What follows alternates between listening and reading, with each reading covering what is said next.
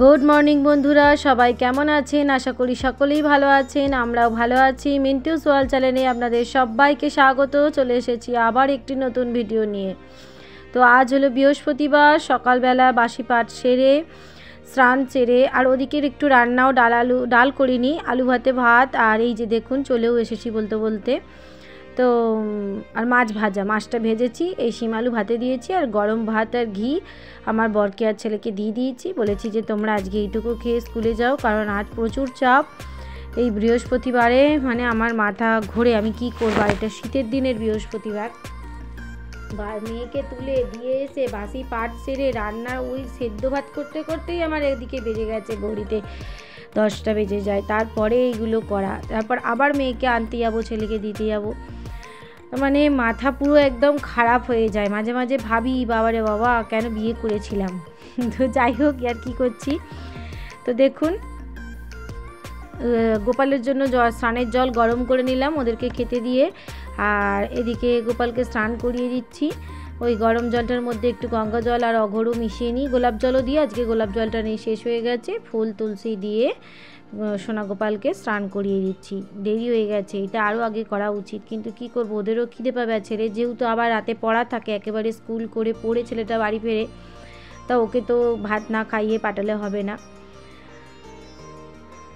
তো দেখুন গোপালকে স্নান করিয়ে কিন্তু আমি চলে গিয়েছিলাম মেয়েকে আনতে। এরপর মেয়েকে নিয়ে এসে মেয়েকেও স্নান করিয়ে দিয়েছি, দিয়ে আবার এলাম। বেলা তখন কটা বাজে, 12টা বেজে গেছে, 12টা ওভার হয়ে গেছে। এখন নিলাম পুজোর জোগাড় করতে। মানে আজকে খুবই দেরি হয়েছে, অথচ আমি কিন্তু দেরি করে উঠিনি, আমি তাড়াতাড়িই উঠেছি। আর আমার কাজগুলো যথারীতি করে যাচ্ছি। সারাদিনের কাজকর্ম তো দেখানো সবটা সম্ভব নয়, যেটুকু দেখাই সাথেই আমার ভিডিও একটু বড় হয়ে যায়। আরও ছোট করে করার চেষ্টা করি, জানি না পারি না কেন, কারণ প্রচুর প্রচুর কাজ থাকে। তাই ভাবি হাউসওয়াইফ হয়ে এই একা হাতে সংসারের A to Z কাজ সামলানো কিন্তু সহজ কথা নয়। তাই মাঝে মাঝে ভাবি যদি আমি একটা চাকরি করতাম, চাকরি মানে আমি সরকারি চাকরির কথা বলছি না, যদি একটা বাইরে বেসরকারিও কিছু জব করতাম ছোটোখাটো, তাহলে মনে হয় এতটা পরিশ্রম করতে হতো না। ঘরের মধ্যে যেন আমার কাজের সারাদিনের শেষ নেই, কোনো সময় এতটুকু বসে থাকি না। যখনই একটু ফাঁক পাই তখনই একটা করে কাজ সেট করে নিই। একটা কাজ করতে করতে মনে পড়ে আর একটা কাজ করতে হবে। তো এখানে ঠাকুরের কাপড়গুলো সব পাল্টে নিচ্ছে গুরুদেবের। এই পাঁচ বালিশ, মাথার বালিশ ছোট ছোট বানিয়েছিলাম। এবারে এই সেটটা আর একটা করতে হবে, একটা কেচে দিলে আর একটা অসুবিধা হয়ে যায়। এক সপ্তাহ শুধু একটা সাদা এমনি চাদর আছে, ওটা দিই। এবার এই কাপড়গুলো না পাল্টালেও নয়, প্রত্যেক সপ্তাহে না পাল্টে আমি পুজো করতেই পারি না, সে আমার যত দেরিই হোক। গোপসোনাকেও সাজিয়ে গুজিয়ে বসিয়ে দিলাম। এবার চটজলদি তাড়াহুড়ো করে পুজোটা করে নেব।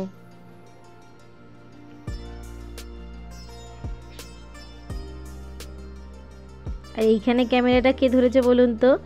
এইখানে ক্যামেরাটা আমি রেখেইছিলাম, আমার ট্রাইপডটা তো খারাপ হয়ে গেছে, আমি এদিক ওদিক সেট করে করে ক্যামেরা রাখি। তো এখানে ক্যামেরাটা ধরে আছে, দেখি আপনারা বলতে পারেন কি না। কেউ তো কমেন্ট করেন না, জানি না আমার ভিডিও কেন আপনাদের ভালো লাগে না। আমি তো চেষ্টা করি ভালোভাবেই দেওয়ার।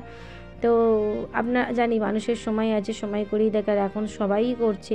তাই হয়তো মানে আমরা সবাই তো কাজ, গৃহিণীদের কাজ সবার একরকমই থাকে, সবার কাজের আর কি ধরনটা শুধু আলাদা হয়। মানে প্রত্যেক গৃহবধূরা তো আমরা একই রান্না, খাওয়া, বাসন মাজা, ঘর মোছা আমরা সবাই করে থাকি, যে যার কাজগুলো একটু নিয়ম ধরন আলাদা আলাদা হয়। আমার ভিডিও হয়তো আপনাদের ভালো লাগে না, তো আপনারা কেউ লাইক করেন তো কেউ করেন না, দেখেন না। তা যাই হোক, আমি আমার কাজটা করি, জানি একদিন না একদিন হয়তো পারবো। চেষ্টা তো চালিয়ে যায়, চেষ্টা করার পর সফল না হলে তখন ভাবা যাবে যে হ্যাঁ আমি চেষ্টা করেছিলাম। অন্তত নিজের মনকে এইটুকু তো বলতে পারবো চেষ্টা করেছিলাম। তা আপনারা গেস করে বলবেন যে সে সময় ক্যামেরাটা কাঁপছিল, সে সময় কে ক্যামেরাটা করে দিয়েছিল, কে করতে পারে। দেখি আপনারা আমাকে কতটা দেখেন আর কি, লক্ষ্য করেন। তো যাই হোক, এটা আমার আবদার। আর এখন দেখুন ঠাকুরের বাসনগুলো মেজে ওই জামা কাপড়গুলো দিয়ে দিচ্ছি। সিঁড়িতে ক্যামেরাটা রেখে এসেছি, তা কেন যে অন্ধকার হয় আমি বুঝি না। আমি যখনই সিঁড়িতে ক্যামেরা রেখে এটা জামা কাপড় মেলি তখন ওই জায়গাটা অন্ধকার লাগে। আর এই দেখুন আমার গাছগুলোর কী অবস্থা, লাগালাম ফুলগুলো কেন আপনি ওরম নেতিয়ে গেল বুঝলাম না। গাছে কি জল বেশি হয়ে গেল বুঝতে পারছি না। ফুলগুলো সোজাই ছিল, হঠাৎ দেখছি সব ফুলগুলোই আবার চুপসে গেছে, গাছগুলোও নেতিয়ে গেছে। তাই যে চুপসেই যখন গেছে, এগুলোকে তো ফুলগুলোকে তো আর নষ্ট করে লাভ নেই, তাই তুলে নিলাম, পুজোর কাজে লাগিয়ে দেব। জানি না এই গাছগুলো আর সোজা হবে কি না। তা গাছের তো প্রচুর নেশা, ওই জন্য বারবার কিনি আর লাগাই। গাঁদা গাছগুলো এরকমই হয়, তবু আগের বারেগুলো অনেকগুলো বেঁচেছে, অনেক সুন্দরে ফুল দিয়েছে, তবু অনেক, কিন্তু এবারে এই 3টে গাছ কেন এরকম হয়েছে বুঝতে পারছি না।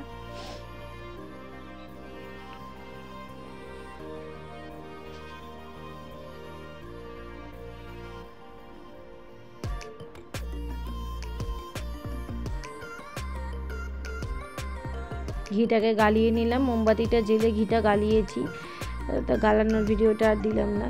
বৃহস্পতিবার হলে একটু ঘিয়ের প্রদীপ জ্বালি। আর এখনও পর্যন্ত না খাওয়া, মানে ধরুন এই পুজো করতে করতেই আমার 1:30 বেজে গেছে, আর তারপরে আমি একটু চা খেয়েছি, তারপর আবার তরকারিটা যেটা বাকি ছিল সেটা করেছি, মেয়েকে খাইয়ে তারপরে আমি ভাত খেয়েছি। 4টে বেজে গেছে। মানে আমি কিন্তু আমি একটুও বসিনি, একদমই কাজ করেছি। ওই যে বললাম না, একলা হাতে A to Z কাজ সামলানো সত্যি সত্যি একটা কষ্টের ব্যাপার। আমি দেখেছি অত সহজ নয় সংসার গুছিয়ে করা। আমি চেষ্টা করি, মা যেভাবে শিখিয়েছেন আমার মাও করে, আমিও চেষ্টা করি, আমার শাশুড়ি মাকেও দেখেছি। তবে আমার শাশুড়ি মা সবসময় বলতো তুমি একটু বেশিই করো, সব তোমার মানে সব একদম নিষ্ঠা ভরে আমি করি।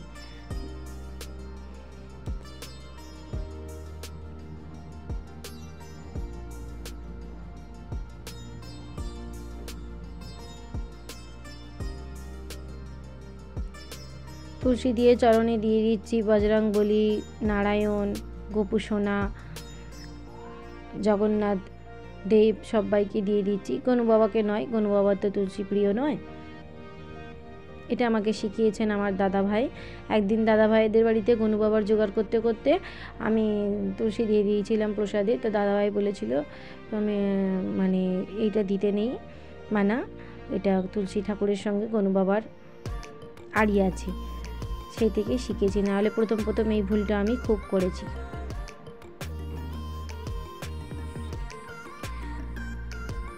এতটাই পুজো করতে সময় লাগে যে কেটে কেটে আপনাদের দেখাচ্ছি। আর দেখুন প্রদীপটা ঘোরানোর সময় স্পিড দিয়েছি বলে এরকম লাগছে। কি করব, ভিডিওগুলো যখন করি কেউ তো থাকে না ক্যামেরা করার, নিজেকে নিজেই এক হাতে ক্যামেরা ধরতে হয়, এক হাতে করি, বা ক্যামেরাটা এক জায়গায় সেট করলাম, কোনো বোতল বা কোনো বইয়ের তাক কোনো কোথাও সেট করি, খালি ওই জায়গাটাই সেই সময় আমি ক্যামেরাটা সেট করি না, আমাকে ধরে দিয়েছিল।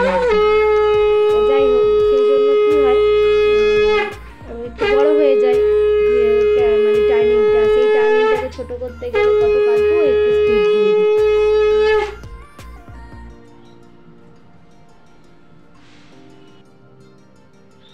তো আমার পুজো করা হয়ে গেল দেখুন।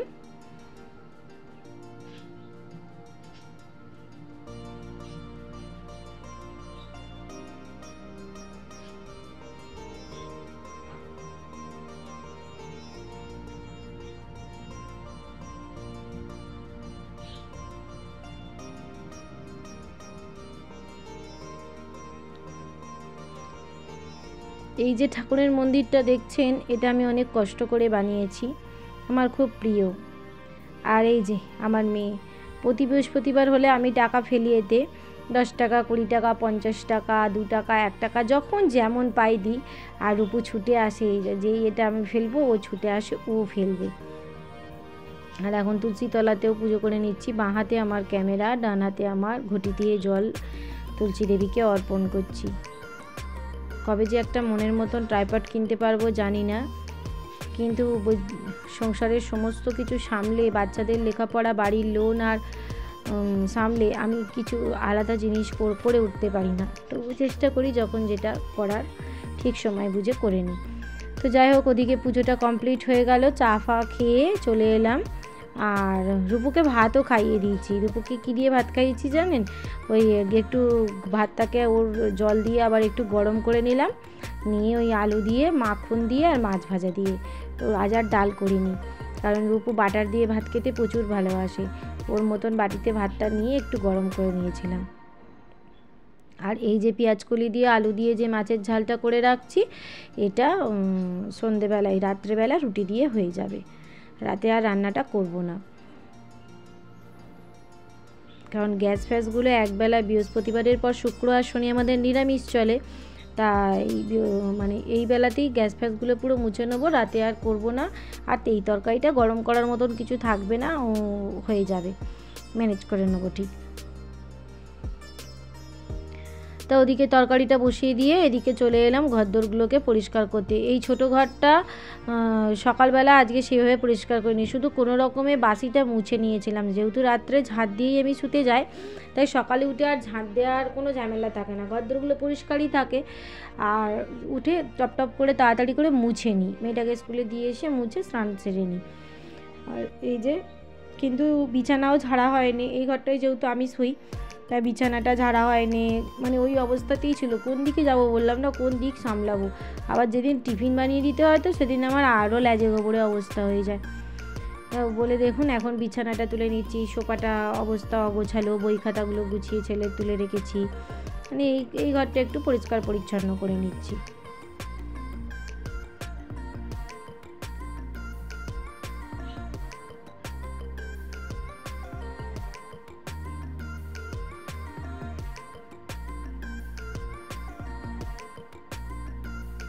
যখন ছেলে ছোট্ট ছিল, একা ছিলাম, মানে ছেলেকে নিয়ে, মানে ছেলে যখন একা ছিল তখন তো আমার শ্বশুর শাশুড়ি ছিল আমার সাথে, কিছু হলেও শ্বশুর শাশুড়ি হয়তো কাজ করতো সেরকম, মানে যা পারতাম। আমার শ্বশুর তো মানে খুবই হেল্পফুল মানুষ ছিলেন, মানে প্রচণ্ড, মানে ঘরে কোনো দিন বসে থাকতে দেখিনি আমি আমার শ্বশুরমশাই বাবাকে। মানে আমি দেখাতে পারিনি আপনাদের, কারণ ওয়াইটিতে তো চট করে ভাবলেই তো আর আসা যায় না। এই গল্প আমি আপনাদের সাথে আগেও করেছি। তা উনি প্রচুর করতেন, এতটা চাপ আমার ওপর ছিল না। এবার শাশুড়ি মা ঘরদোর, নিজের ঘরদোর নিজেই পরিষ্কার করতেন, ওনার ঘরদোর আমাকে পরিষ্কার করতে হতো না, কিন্তু এমনি মুছতে হতো। কিন্তু উনি ওনার আলমারি গোছানো, এইসব বিছানা ঝাড়া এগুলো উনিই করতেন, মানে পছন্দ করতেন না উনি কারোর কাজ, নিজের ঘরটা নিজেই টিপটপ রাখতেন। কিন্তু এখন আমি সেই জায়গাটা ছিল আলাদা, অন্য জায়গায় থাকতাম, কিন্তু এইটা তো আমি নতুন নিয়েছি। আর এখানে পুরোটাই আমার একার ওপরে, আর রূপুও হয়ে গেছে তার সাথে। রূপুও অনেক, মানে রূপুর পেছনেও একটা কাজ থাকে, বাচ্চাদের যেমন থাকে আর কি। মানে এখন যেন আমি দম ফেলতে পারি না আর কি, একদমই, মানে নিঃশ্বাস নিতে পারি না, একটার পর একটা কাজ। মানে মনে হয় সময়টা 24 ঘন্টায় একদিন না হয়ে যেন মনে হচ্ছে ওটা 48 ঘন্টায় একদিন হলে ভালো হতো, মানে আমি মনে হয় এত পরিশ্রম করতে হয়। গরমকালে তবু একটু শুতে পায় দুপুরবেলাটা একটু, কিন্তু শীতকালে তো তাও নয়। আর এই যেদিনকে বৃহস্পতিবার হয় সেদিন তো একদমই নয়, মানে কি বলবো। এই সব কাজ সেরে খেতেই আজকে আমার 4টে বেজে গেছে। তারপর জামা কাপড় ছাদে জল টল দেওয়া, জামা কাপড় তোলা ছাড়া, ছেড়ে তারপর সন্ধেবাতি, তারপরেই ও ঢুকে পড়ে, বাবানও চলে আসে যেদিন পড়া না থাকে, মেয়ে আবার উঠে পড়বে, তাকে খেতে দাও, আবার সন্ধে টন্ধে দিয়ে চা করো, মানে চলতেই থাকে। আপনারা হয়তো ভাববেন যে এগুলো বলে কি হবে, আমাদেরও তো একই সমস্যা, কিন্তু এক একজনদের তবু একটু কাজের লোক থাকেই থাকে, আমার কিন্তু তাও নয়। মানে আর যারা দেখবেন একটু পরিষ্কার পরিচ্ছন্ন হয়, ঘরদোর সবসময় একটু টিপটপ রাখতে ভালোবাসে, তাদের খাটুনিটা একটু বেশিই হয়। মানে আমার তো এরকম, মানে একটু জামা পরে থাকলো মনে হলো এটা কেন পরে আছে, বুঝতে পারি না। আমার মা যখন আসে থাকে, দেখে আমি সারাক্ষণ করেই যাই, মা বলে যে তুই একটু রেস্ট নে, একটু বস, না হলে তো শরীর খারাপ করবে এরকম একভাবে করলে। মা পরিষ্কার না থাকলে ঘরদোর দেখতে ভাল লাগে না, সেই জন্য মানে এক দিন খুব চাপের হয়ে যায় ব্যাপারটা। তাই মাদুর টাদুরগুলো পেতে রাখছি, ঠান্ডার দিন তো। কার্পেটটা বার করলাম না, কার্পেট একটা আছে, কিন্তু ওই যে বললাম আমি একটু যত্ন করে সব জিনিসটা তুলে রাখতে ভালোবাসি, মানে যখন লোকজন আসবে বাড়িতে, কোনো অনুষ্ঠান হলো তখনই ওগুলো বার করব, কারণ এগুলো তো আর নিত্যদিন কিনে যায় না, পাল্টে ওরকম ডবল। তা ওই জন্য এখন মাদুর আর শতরঞ্জিটা পেতে রাখলাম, ওখানেই চা খাওয়া বলো, পড়তে বসো বলো, ওখানে হয়ে যাবে। আর দেখুন এদিকে রান্নাটা হয়ে গেছে, গ্যাসটা মুছবো আর বাসনগুলো মাজবো।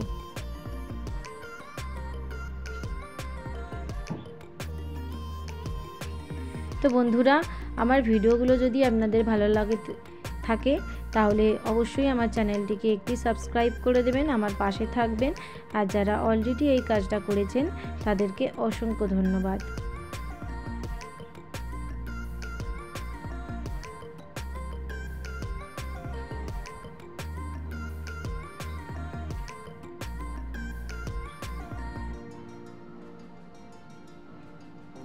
এখন আমার দু চোখ জুড়ে এই মুহূর্তে প্রচুর ঘুম পাচ্ছে। যে মুহূর্তে কাজ করছিলাম সেই মুহূর্তে নয়, যে মুহূর্তে আমি ভয়েস রেকর্ডটা দিচ্ছি, মানে আমি যেন আর পারছি না, কি করব। আর এখন দেখুন সন্ধে হয়ে গেছে। সন্ধেবেলা আমি এই ঠাকুরের কাপড়গুলো কাচ্ছি, মানে তখন আর ওবেলা হয়ে ওঠেনি। ভাত টাত খেয়ে সাইডটা ছেড়ে নিয়েছিলাম, নিয়ে আর ওই কাচিনি, কালকে কাচবো। আর ছাদে জল টল দিয়ে জামা কাপড়গুলো তুলে নিয়ে চলে এসেছিলাম। আর এখন সন্ধে বাতি দেবো, তার আগে এই জামা কাপড়গুলো ঠাকুরের কেচে নিচ্ছি।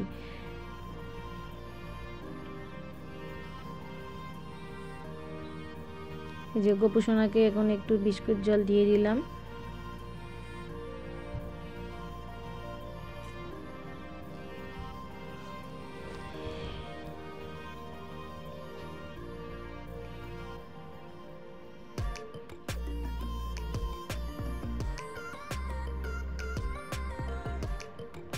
চল্লিশা পাঠ করতে করতে আমি সন্ধেটা দিই। তবে যদিও আজকে পাঁচালি পড়ার দিন, পড়া হয়ে গেছে ওবেলা, ওই জন্য আর এবেলায় করিনি, কারণ মাছ ভাত খেয়ে নিলে আর পাঁচালিটা পড়তে ইচ্ছা করে না মুখে, তাই চল্লিশা পাঠ করতে করতে সন্ধেটা দিই।